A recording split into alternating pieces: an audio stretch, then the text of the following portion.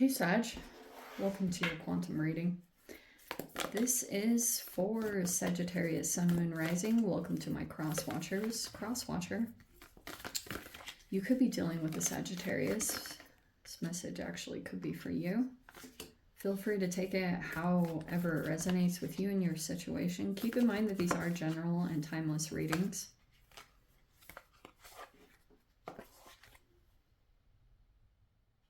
Oh, interesting.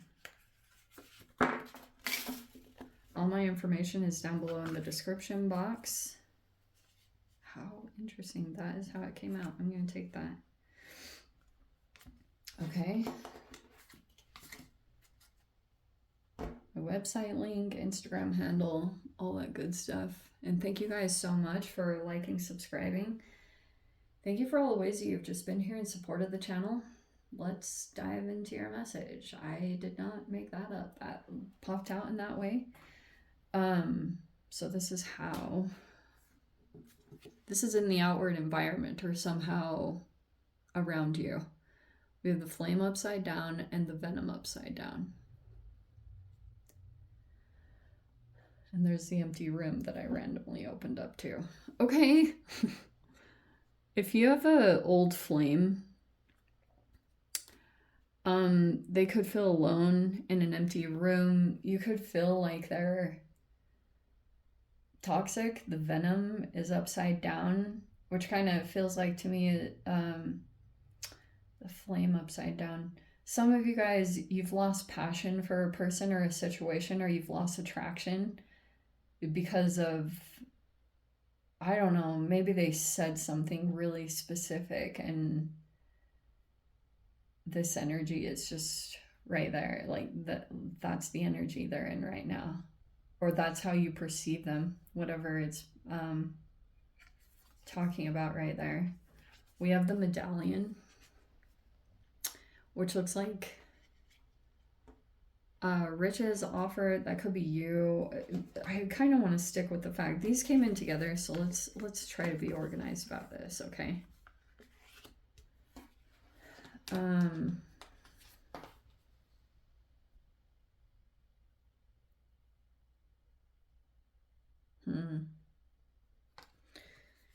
So we have the Pilgrim. This is what I want to stick with, is your energy. And then we have the Threshold, but it's kind of like in a weird side thing. So I always recommend, like, when the Pilgrim card pops out, to read the book, either The Pilgrimage by Paulo Coelho, or what's the other one?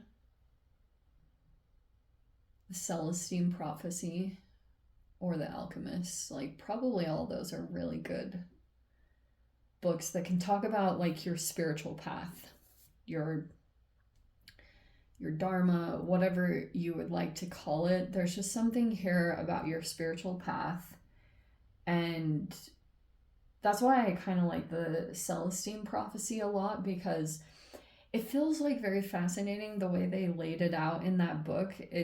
It's almost like a video game. Like, you go to these different vibrational points and you're like learning about your spirituality, or you're like following a path, you know? And for a bit, you can feel like you get lost from your path. Maybe that happens sometimes in life. If some of you guys have an older, like a grandmother, we have the crone, and we have the medallion and the tear. This could be an older feminine energy, however that applies in your life. I wonder if this person has been emotional, but I don't know. They might be appearing to be the strength in your energy. Like, they're not crying over this situation. You could have been. Something could have played out. And now, but this energy, they actually might be making an offer to you. Very interesting. I don't know what to think about this. This person might feel, they intuitively are very strong. Like, the crone is high intuitive, because they could be a sage. Okay, they might have a higher perception on the situation than you while you're going through the midst of this. I also feel like, I'm just going to throw this out there and say that you are maybe not taking huge risks or doing anything quite yet. You're still in a process here. So that's why, like, oops, you might be waiting to initiate something or to take a leap on something, because there's still something intuitively coming together, or perceptions are going to change because you have the void here with ether. Let's see.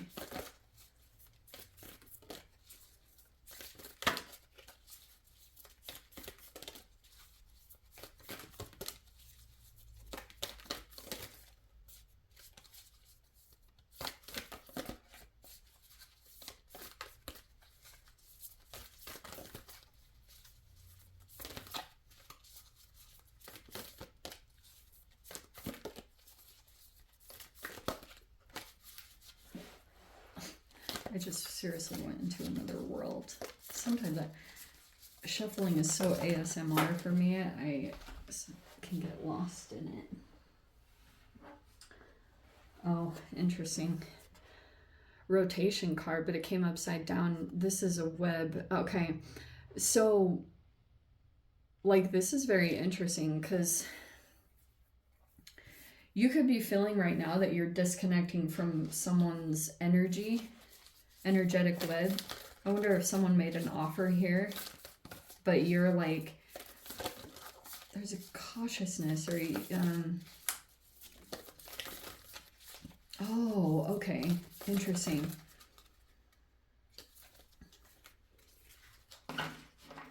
All right, Sag, I'm gonna say it straight up. We have the resin card and it's in reverse. There could be a lack of transparency. You could have felt like you were dealing with someone like that, or I don't know if that's something about you. You don't want something to be transparent. You are like pulling your energy back. That could be something that's going on here. Wow, that's so funny. I said that in the other energy. Okay. So we have winter. I know that some people are in the northern or the southern hemisphere, so it's like going to be different for all of you. For my northern hemisphere people, obviously you're moving into winter, and that is somehow significant, or someone is. Okay. And then we have 10. This is really interesting. Okay, so I'm going to put that over here because it almost feels like the energy is moving in that direction. Someone's in winter. Okay. And then we have this 10 with lightning. 10 is literally this process, and I'm kind of like fascinated that those two came out together, because it's like 10 is when it's like a tetragonal, what was it again? It's a tetragonal something or another. Hold on. Let me say this correctly. It's a tetragonal formation that can be broken or crushed under moderate pressure.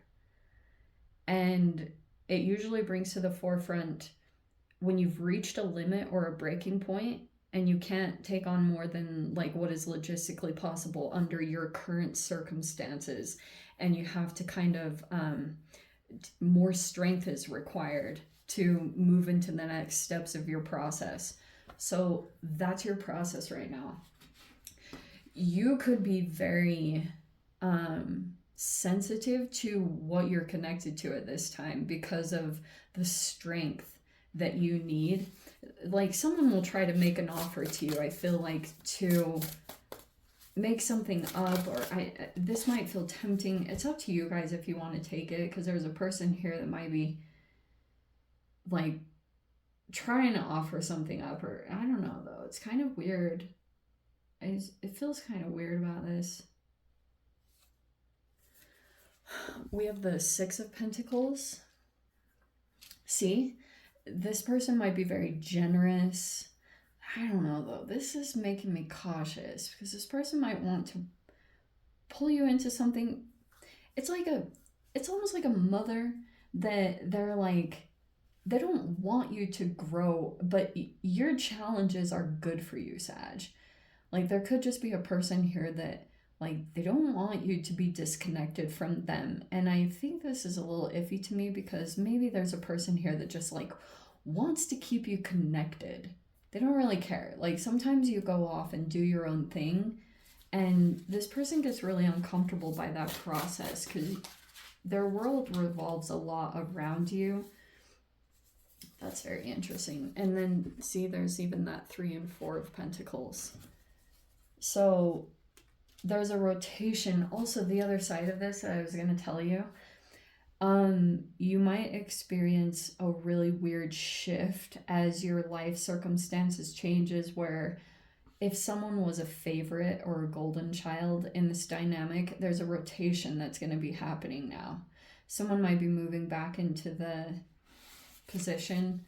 Like, you could be, if at one time you were a scapegoat, now you're moving into the golden child position. Like, really weird stuff like that. Ah, Temperance. See? How interesting. We have Temperance. That's actually your card. I feel like you're pretty familiar with this process. You're coming across as being very patient, especially with a person. Even though you might know that this person does certain things with an intention, see, there's the Devil. That's why. You could be trying to moderate yourself a lot because, like, it's like, some of you guys also, that could be an addiction here. It could come up. Oh, it's the praying mantis. Wow, that is fascinating. Wow. Okay, I don't know if you guys ever see a praying mantis. It's so funny. One time I Googled that, and it has such a soft meaning to it, but at first I was like, oh, it's all about law of attraction. Like, you're patiently waiting for what comes to you. On the other side, I'm going to say straight up that there's a person here that is actually patiently waiting for you to come back. It's almost like this person is waiting for you to hoover yourself. A self-hoover. That's what this feels like to me, straight up.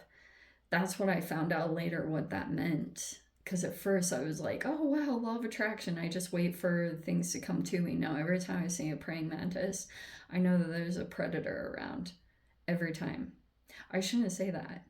But I've just learned to pay attention to things in the environment like that. There's a person here that's going to possibly... They know that you like to go to something. It's somewhere where you do your self-care and you really like that place or that environment, and it regulates you. This person knows that about you. They could try going into that because they think that you're going to come right to them. That's a praying mantis. Isn't that fascinating? There's a person like that you have. Oh, because of the Tower. Have you ever read about those fish? They're super fascinating. I'm probably going to change the subject though. So we have the Star, the Sun. Oh, there's conflict there. Sag, there's all these cards that popped out, and I'm going to tell you this straight up, okay? There's a person here, because we have the Lovers. Someone's trying to maintain, like, their boundaries to a situation, okay? This person's going through a lot. They might be on their own. They might be moving into a new home. There's just like something here where they feel the emptiness. Okay. And it looks like to me that you're trying to get support. You're trying to collaborate in some particular way. You'll have someone very specific. They're going to make a generous offer. They want to soothe you. Okay. But I feel like I don't know, there's something going on there, something unexpected. But here's what I think too. If there's like someone here that's making a choice Someone's literally trying to set up some weird competition thing or get two people to fight. See, we have the Six of Wands. Sorry, I'm not showing these well. Six of Wands and the Lovers. And then we have, look at this, two powerful energies. And this person wants two people to compete for them. The Sun, the Five of Wands, and the Star. See?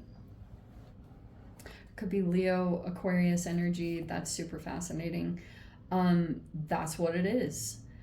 This person gets a lot of fuel from, like, for their insecurities, for feeling like two very powerful energies. Like, this person is full of self-confidence. This person is a healer. The Star card is a Uranus child. And this could, I don't know if those are the actual signs involved, but the competition is freaking ridiculous, because it's like that's something in the void or something unknown.